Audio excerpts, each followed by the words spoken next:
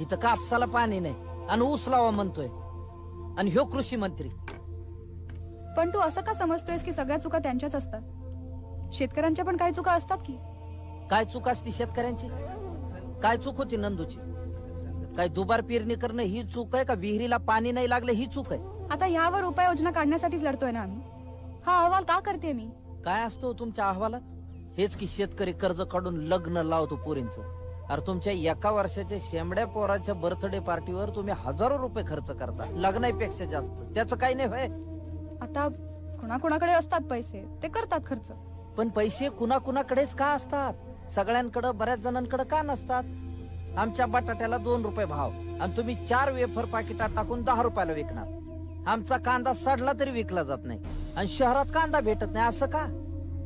शेतकऱ्याने काय फक्त पेरायचं न उगवायचं एवढंच जग नाही त्याचं? त्याच्या घरी कुणी आजारी पडत नाही?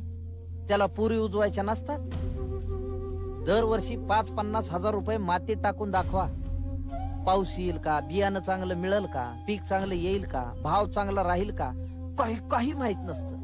आणि असं असताना हजारोचं खत आणि बी बियाणं मातीत टाकून आयुष्याचा जुगार खेळणं जमल तुम्हाला मॅडम?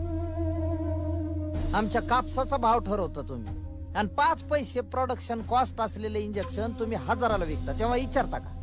मोबाईलचे ठरवता का हमी भाव? शीतपेयांची करता का प्रतवारी? कापसाची करता तशी? फार छोटे प्रश्न आहेत मॅडम आमचे.